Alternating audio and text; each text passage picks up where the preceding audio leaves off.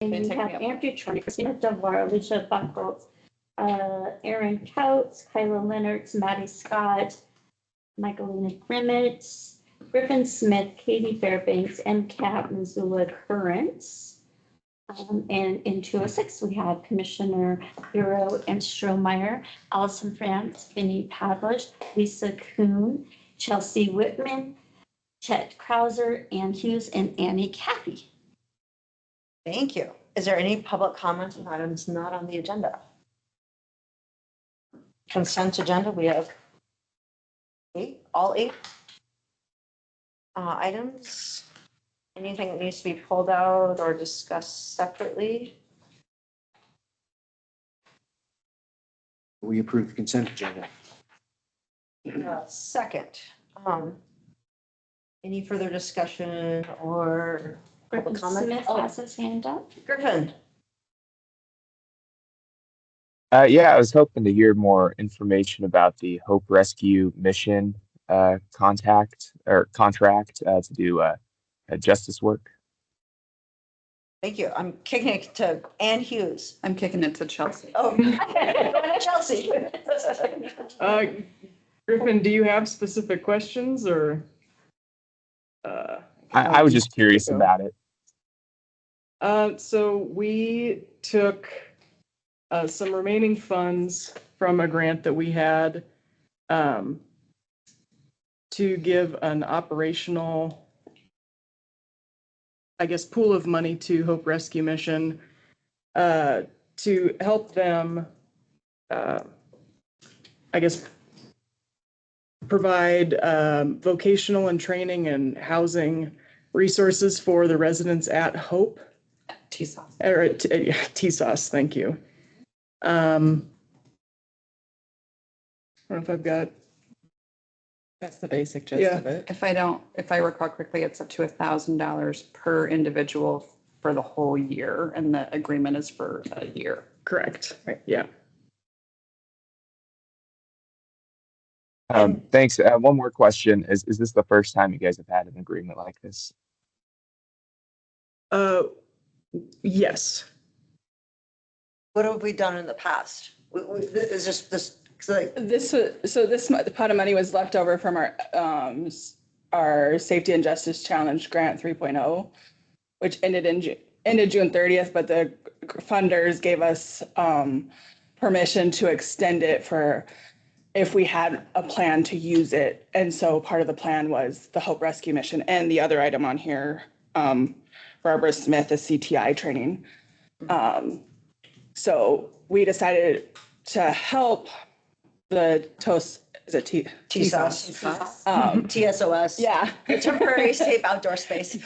Help them with their mission to get people the help they need and housing they need.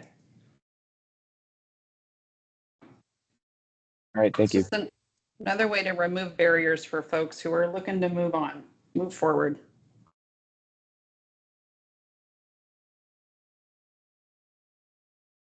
Okay, any other, Griffin, does that help?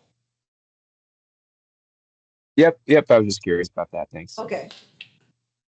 Any other discussion, comment on the consent agenda? Okay, all in favor? Aye. Is Alicia? Yes, Alicia, for our language access policy. Good morning. Yes, we have our language access policy for you all this morning.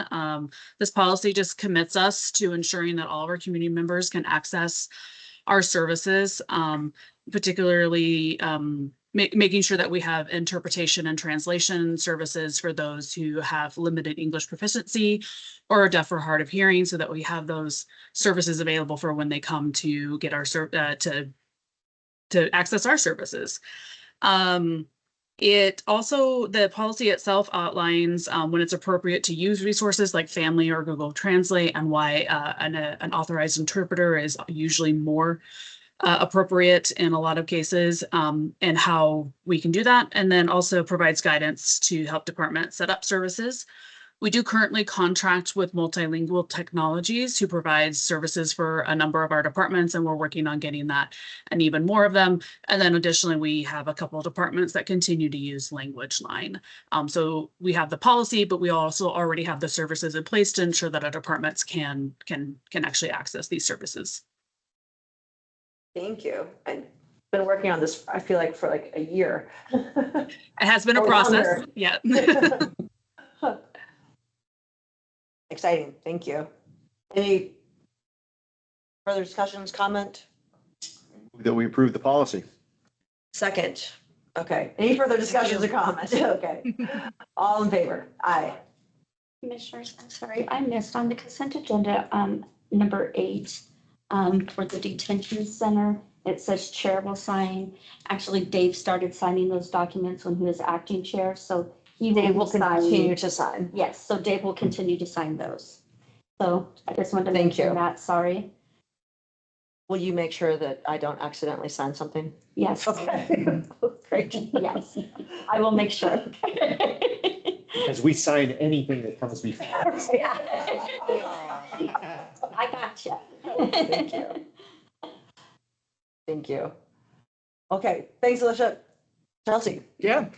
So our action item is a request that the board approve our final MacArthur Foundation grant, which is our capstone grant. It ended up being an 18-month contract. And the idea with this is for us to continue to support our initiatives that have combined sort of justice system issues with behavioral health and housing. So to have that conversation about that intersection. Which detail would you like on that, if any? Peaks and valleys.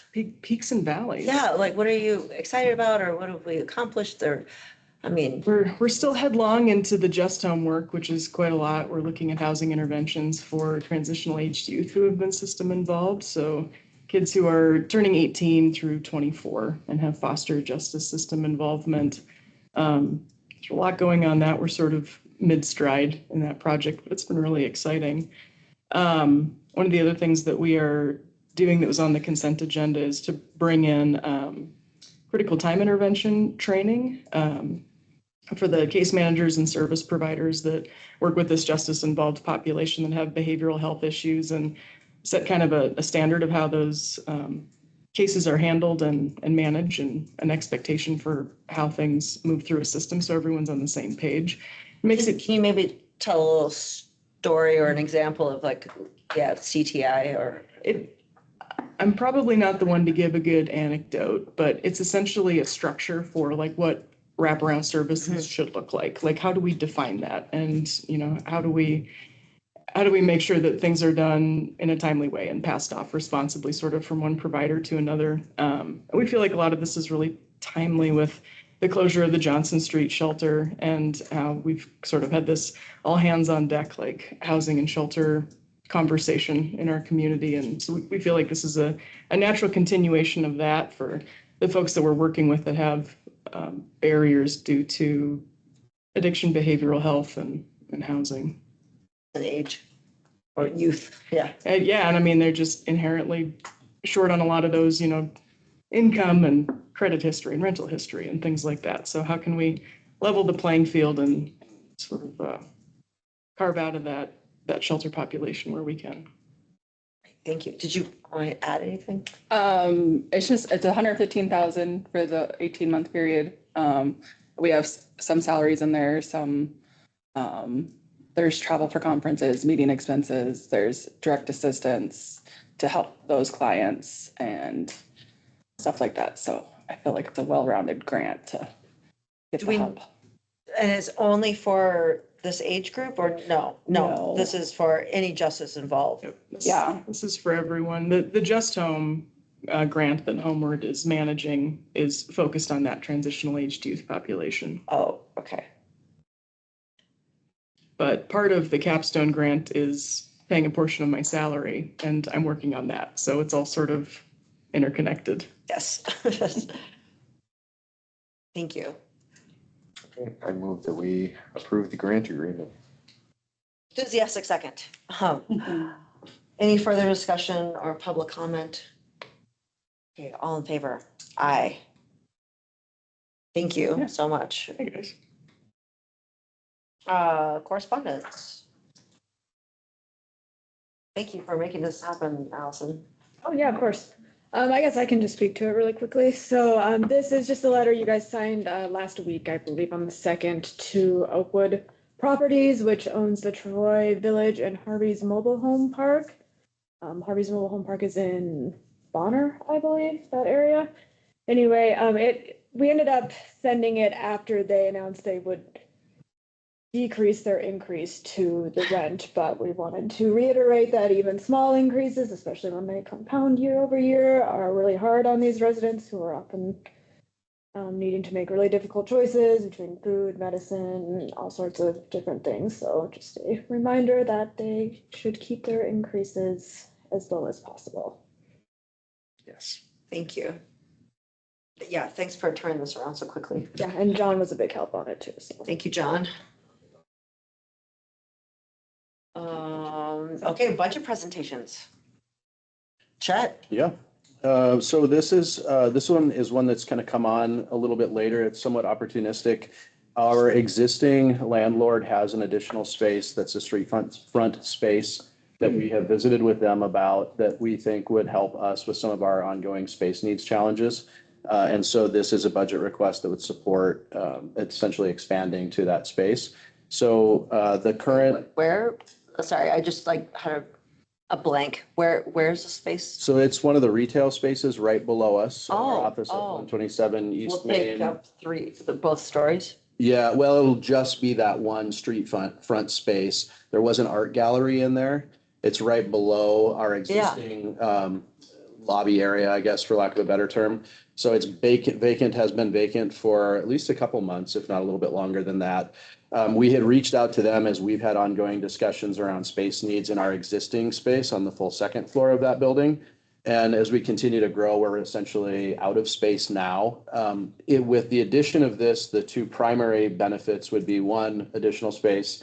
We think shifting from the existing public space, lobby area, reception area, to that downstairs location would between adding space downstairs, but also then changing the use of the existing lobby space, somewhere in the neighborhood of probably 6 to 8 additional workspaces total, in addition to the benefit of the street front space for the public to walk into. Right now, the stairs aren't great. We don't have. Signage isn't great. Signage isn't great. We have an old antiquated elevator that from time to time needs repairs. And so we do struggle in terms of just the facilitating that public access.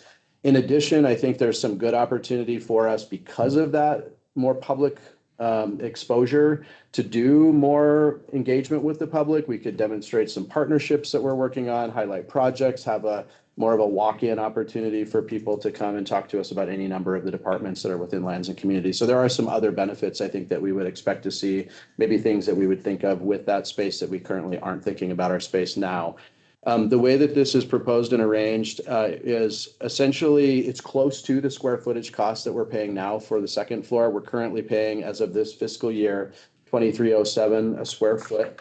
We have an 8,410 square feet on the second floor. This expansion would be at a rate of $25 a square foot. So it's a little bit higher, but not a lot higher. And that would be for, gosh, I wrote it down here and now I am trying to find the square footage. Oh my gosh. Did I put it? I know it's in here.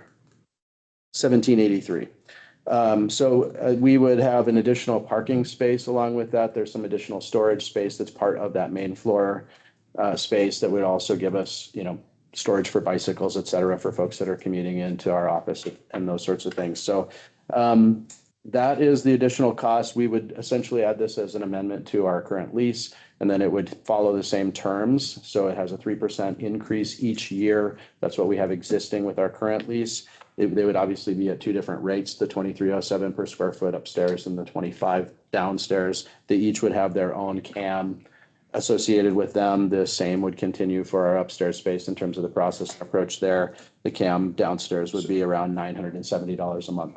So how many square feet? 1,700? On the first floor. For the first floor. So that's about $42,000, $43,000 a year? Annual totals, with the CAM, parking, all that stuff included, the total would be $57,424.56. Again, with that 3% increase each year, which is just part of that existing lease arrangement.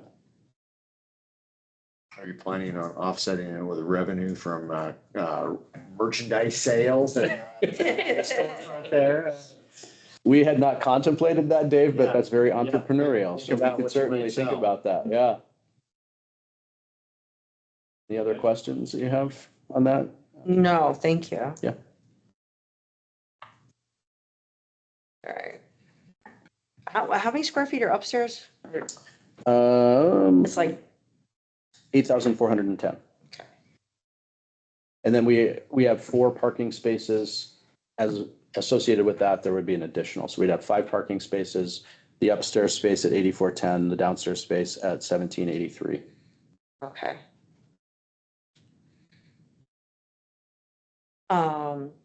Thank you. With the loss of conflux, I think a tasting room of some sort would be.